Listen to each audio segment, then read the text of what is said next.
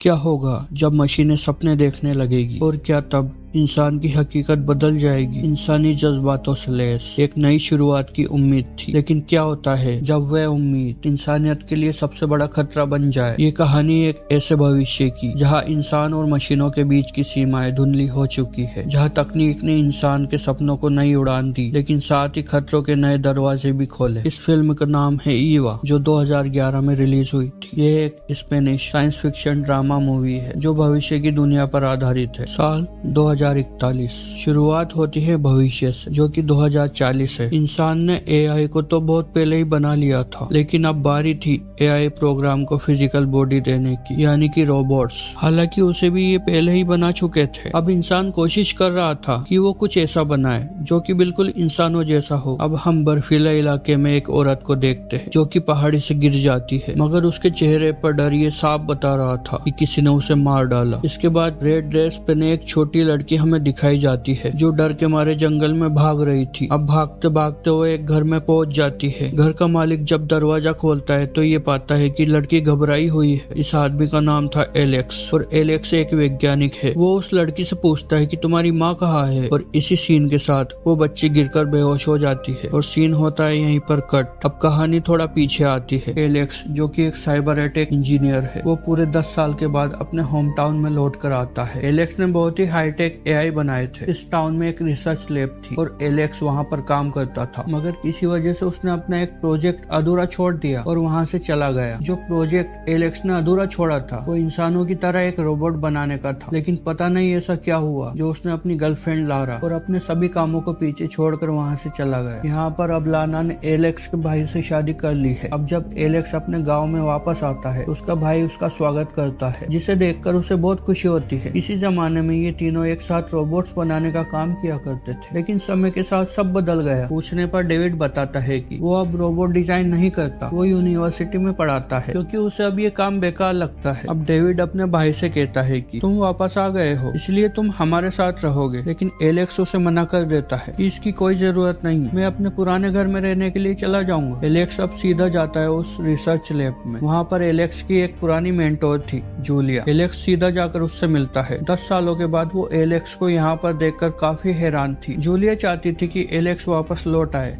और अपने अधूरे काम को वापस पूरा करे, लेकिन एलेक्स उसे साफ साफ इनकार कर देता है कि वो इस काम के लिए यहाँ पर नहीं आया, लेकिन हो सकता है कि मैं कुछ नया बनाऊं। जूलिया उसे अपने स्टूडेंट और उनका काम भी दिखाती है। कहीं ना कहीं जूलिया एलेक्स की तरफ अट्रैक्ट होती है क्योंकि वो उसे बचपन से पसंद करती थी। इस फैसिलिटी में लाना भी पढ़ाती थी। वो एलेक्स को देख लेती है कि एलेक्स वापस लौट आया है, लेकिन चूंकि एलेक्स उसे छोड़कर जा चुका था इसलिए वो एलेक्स को घास नहीं डालती। जूलिया एलेक्स को अपने पुराने घर में ले आती है। असल में ये घर उसके माँ बाप का था जो अब मर चुके थे। इसी घर से डेविड और एलेक्स ने शुरुआत की थी। अब रात को एलेक्स वहीं पर आराम करता है। अगली सुबह उसे फैसिलिटी की तरफ से एक रोबोट भेजा जाता है जो एलेक्स की मदद करेगा। ये रोबोट एक ओल्ड एज आदमी की तरह दिख रहा था और ये मल्टीटास्किंग के लिए बनाया गया था। एलेक्स उसके साथ किसी भी रोबोट को नहीं चाहता था, लेकिन वो रोबोट जबरदस्ती उसकी जगह वहीं पर बना लेता है। ये देखकर एलेक्स हैरान हो जाता है कि ये रोबोट अपना काम काफी सफाई से करता है और एक साथ कई सारे काम आसानी से कर देता है, जिसे देखते ही देखते वो एलेक्स के लिए कॉफी बना देता है। और ये जानकर तो उसे काफी हैरानी होती है कि ये रोबोट तो उसके भाई डेविड ने बनाया था, मगर उसने अब इस तरह के रोबोट्स बनाना बंद कर दिए थे। एलेक्स उस रोबोट को अपने यहाँ रहने की परमिशन तो दे देता है। अब अगले दिन वो जूलिया से मिलने जाता है। एलेक्स बताता है कि अब वो कुछ नया बनाने वाला है और इस बार मैं उसे पूरा करके रहूंगा। फैसिलिटी की तरफ से उसको परमिशन मिल जाती है। इसके बाद एलेक्स लाना से भी मिलता है, मगर वो उसे कोई घास नहीं डालती। एलेक्स अपनी कार में बैठकर बच्चों के एक पार्क में चला जाता है। वहाँ वो बच्चों पर नजर रख रहा था। वहाँ पर उसे एक 11 साल की बच्ची काफी इंटरेस्टिंग लगती है। वो बाकी सबसे अलग लग रही थी तो एलेक्स उसे फॉलो करने लगा। वो लड़की बहुत चालाक थी। उसे लगा कि एलेक्स शायद गलत आदमी है, लेकिन एलेक्स असल में अपने नए काम की रिसर्च कर रहा था। वो बिल्कुल एक ऐसा रोबोट बनाना चाहता था जो दिखने में बिल्कुल इंसानों जैसा हो। इस लड़की का नाम ईवा है। एलेक्स उसे कहता है कि मैं रोबोट बनाता हूँ, अगर तुम्हारे माँ बाप इजाजत दे तो मैं तुम्हारा एक रेप्लिका बना सकता हूँ। लेकिन वो बच्ची उसे इग्नोर करके चली जाती है। उस दिन एलेक्स अपने घर लौट आता है। वो अपने नए प्रोजेक्ट पर काम शुरू कर देता है और वो एक प्रोग्राम लैंग्वेज बिल्ड करने लगा। फिर जैसे ही वो उसे वहाँ पड़े एक रोबोट में इंस्टॉल करता है तो उस रोबोट का बर्ताव बिल्कुल इंसानों की तरह ही होता है। एलेक्स ये सब नोट करता है, मगर अंत में वो आग को हाथ लगाने की कोशिश कर रहा था। इतने में फोन की घंटी बजती है, जिससे वो रोबोट डर जाता है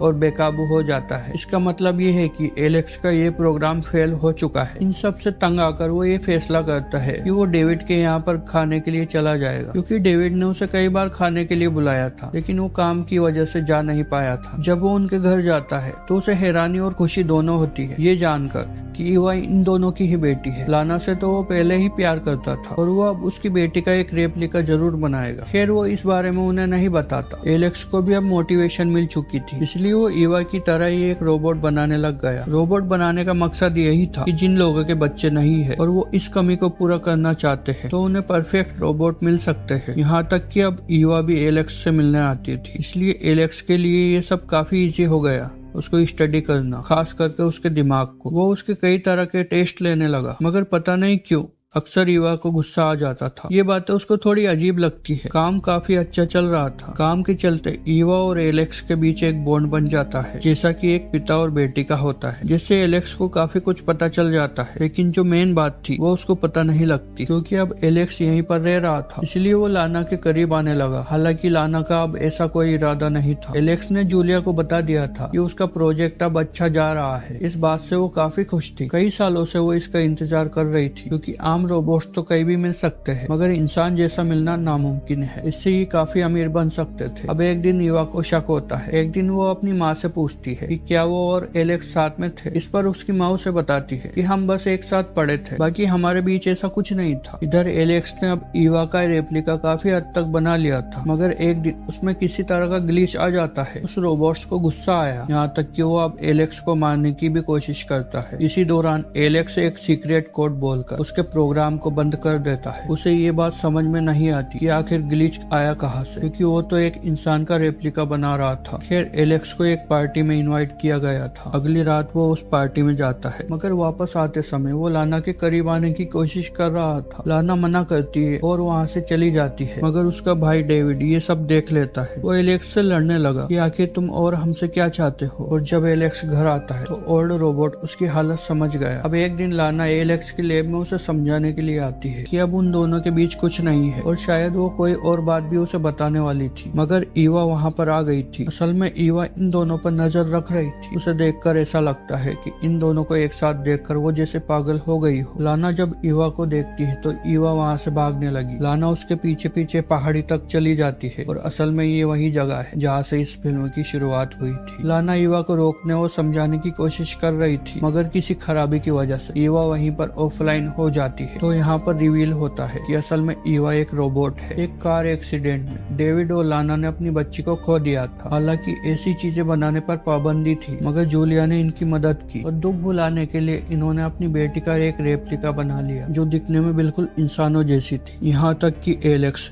जो कि खुद एक रोबोट बनाता है, उसे भी इस बात का पता नहीं चला। हालांकि उसे तो पहली ही मुलाकात में इस बात का पता होना चाहिए था कि ये एक इंसान नहीं बल्कि एक रोबोट है, और वो उसी का एक रेप्लिका बना रहा था। यही वजह थी कि उसके बनाए हुए रोबोट में ग्लिच आ रहा था, क्योंकि वो ग्लिच ऑलरेडी ईवा में था। अपनी माँ को किसी और के साथ में देखकर उसका सिस्टम क्रैश कर गया। वो मरने लगी, लेकिन लाना उसके फ्यूल सेल्स बदल देती है। वापस एक्टिवेट होने के बाद उसे इस हादसे के बारे में कुछ याद तो नहीं रहता, मगर फ्यूल सेल्स बदलने के लिए लाना ने उसकी कमर तो खोल दी थी, जिसे देखकर ईवा में फिर से कोई एरर आ गया, क्योंकि वो खुद को एक इंसान समझती थी। और ये सब जानकर वो इस बात को एक्सेप्ट नहीं कर पा रही थी कि असल में वो एक मशीन है। इस एरर की वजह से वो अपनी माँ लारा को पहाड़ी से नीचे फेंक देती है, और बाद में वो एलेक्स के पास आती है। कुछ दिनों के बाद सच सामने आ जाता है, और एलेक्स को ये आदेश मिलते हैं कि ईवा को वो नष्ट कर दे। वो उसके साथ कुछ दिन बिताता है, और अंत में वो उसे सच बता ही देता है। ईवा के पास ऐसी बहुत सी यादें थी जो कि इंसानों के पास होती है। इंसानों की तरह उसमें भी जज्बात थे, मगर ना चाहते हुए भी एलेक्स उसे नष्ट कर देता है, और हमें एक अल्टरनेट एंडिंग दिखाई जाती है, जिसमें एलेक्स लाना के साथ एक खूबसूरत खूबसूरत जिंदगी बिता सकता था, मगर ये मुमकिन ना हो सका। और यहीं पर इस कहानी का होता है अंत। दोस्तों, ये कहानी हमें एक बड़ा सवाल छोड़ती है कि क्या मशीनें भी इंसानों की तरह महसूस कर सकती है, और अगर ऐसा है तो क्या उन्हें भी जीने का अधिकार है। अगर ये कहानी आपको सोचने पर मजबूर करती है तो इसे अपने दोस्तों के साथ शेयर करें और कमेंट में बताएं अगर आपको मौका मिले तो आप ईवा के लिए क्या फैसला लेते। उम्मीद करता हूँ कि ये कहानी आपको अच्छी लगी होगी। अगर ये कहानी आपको अच्छी लगी, ये एक्सप्लेनेशन अच्छी लगी, तो इस वीडियो को एक लाइक करें और इस चैनल को सब्सक्राइब करें। मिलते हैं किसी और दिन एक नई वीडियो में, तब तक के लिए टिल देन